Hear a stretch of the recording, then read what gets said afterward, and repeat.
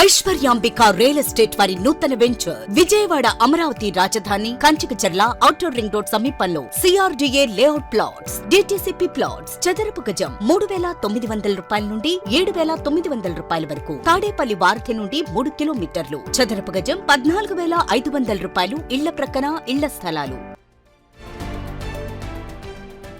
దేవుజీ లొంగుబాటుకు సంబంధించిన breaking news చూస్తున్నాం. కేంద్ర కమిటీ కార్యదర్శిగా బాధ్యతలు చేపట్టిన దేవుజీ లొంగుబాటు కీలకంగా మారింది. దేవుజీ లొంగిపోయినా లేదా ఎన్కౌంటర్లో మృతి చెందిన ఆపరేషన్ కగార్ ముగిసినట్లేనన్న అభిప్రాయం ఉంది. నెల క్రితం దేవుజీ బాడీగార్డ్స్ని పోలీసులు అరెస్ట్ చేసినప్పుడే ఆయన దొరికిపోయాడని, పోలీసుల అదుపులో ఉన్నాడని ప్రచారం జోరుగా సాగింది. అయితే ఇప్పటికీ దేవుజీ వ్యవహారం ఉత్కంఠగానే ఉంది.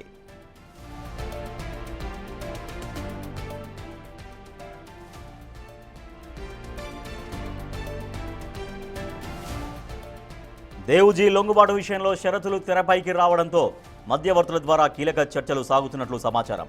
చివరి దశలో మావోయిస్టు ఉద్యమానికి నీడనిచ్చిన ఆదివాసీల హక్కుల ప్రస్తావన కీలకంగా మారినట్టు తెలుస్తోంది.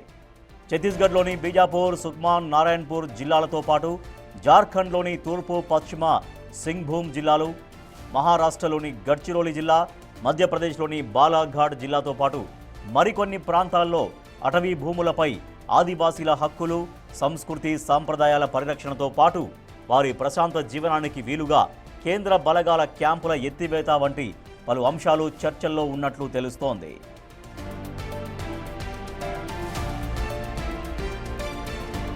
దీంతో పాటు ఉద్యమంలో పనిచేసి జైలు శిక్షలు అనుభవిస్తున్న మావోయిస్టుల భవిష్యత్తు ఏమిటి అన్న అంశంపైన చర్చించాలని దేవుజీ ప్రతిపాదించినట్టు తెలుస్తోంది.